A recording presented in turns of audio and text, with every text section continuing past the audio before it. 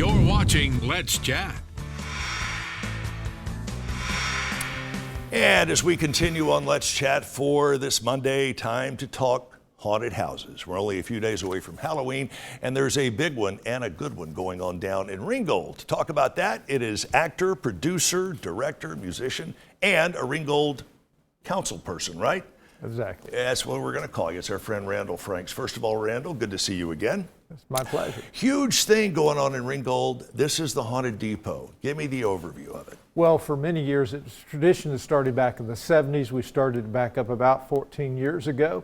The Downtown Development Authority, this is our huge fundraiser to help improve downtown. We use the money throughout the year to make improvements, but we have volunteers from all across the Northwest Georgia area and some out of Tennessee that come help us bring on the scare throughout the last 3 weekends in October. And putting on a haunted house may not sound like it's very time intensive or labor intensive, but it is both. It is both. We have, like I said, many volunteers. I would say there are dozens in a given evening. Like just this past weekend, we had nearly 1,700 people come through the Haunted Depot on the ghost tours. There's 3 different things you can do. The Haunted Depot, we have ghost tours through town. We also have a non-haunted, what we call a hayride, where it takes you out to a bonfire out in the nature area, as well as we have live music every night where you can come out and just listen to music while you're waiting, or if you just want to enjoy the music. On a personal note, I am a fan of your fiddle playing. Are you going to be taking the stage any, or other people, you leaving it up to them? It's all other people this time, but you never know. I might pull the fiddle out one of these days down there. I think you should.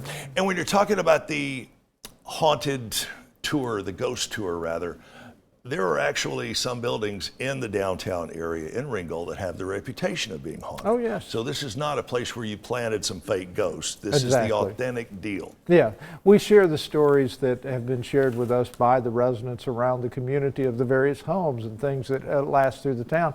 And of course, the depot has had its moments. You know, even I produced many concerts over the years in the depot, and I've been in there working and experienced our resident ghosts. I don't know if there's more than one, but definitely I've had the experience with one of them who decided I was in there. They decided they want to start moving things around while I'm in there. And I finally just told them I didn't have time. I know you're here. Leave it alone. I've got other stuff to do. And did they? They did. Did they? Yeah. Why are you doing this? Again, dozens of volunteers, a lot of raw materials needed to make a haunted house, much less to orchestrate the other events that you have going on. Well, why are you doing all this? A couple of different reasons. One, this is a wonderful community builder in our community. We have families out there smiling, enjoying themselves, building community between neighbors, as well as the fundraising effort of the Downtown Development Authority. We use this money throughout the year to improve the community. And that may be a park bench on a corner. It may be like through the pandemic, we were able to use some of the money to give pandemic grants to our businesses who were struggling. Right. So facade grants, all kinds of improvements throughout the downtown area. That's what it's about, because we want to take money that we can put to use and build our community up. And you said you've had 1,700 people just last weekend. Obviously, that's going to create a bit of a traffic jam in and around the downtown area. Yeah. How have the local merchants responded to all this? Well, they actually love it because they participate. On the 30th, I know our merchants are they're having costumes all day. They're participating. They're going to be open in the evenings as well as during the day throughout the 30th. So you can come out and visit our restaurants, visit our downtown merchants. That's what it's really about, is to bring people downtown to check out what we have in the city of Ringgold, and we have a lot of great things. You certainly do.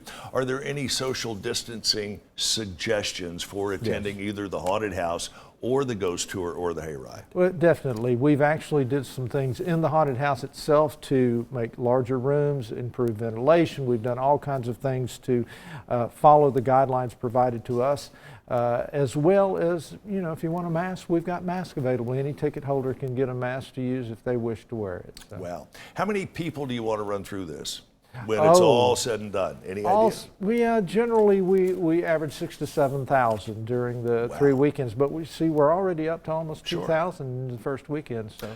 I hope you go well above and beyond your goal. And Randall Franks, it's always a pleasure to talk with you. Please come back anytime. And the next time you come back, bring your fiddle. We'll do it. The guy's one heck of a fiddle player. There's no doubt about it. All right, how do we find out more information about what's going on, when, and where? You can go to nothinglikeringgold.com, cityofringgoldga.gov. Either of those. Find us on Facebook, same thing, Nothing Like Ringgold. You can find out more about it. And just come out and see us in Ringgold the next 2 Fridays and Saturdays at 7 o'clock. Sounds good. Randall Franks, thank you.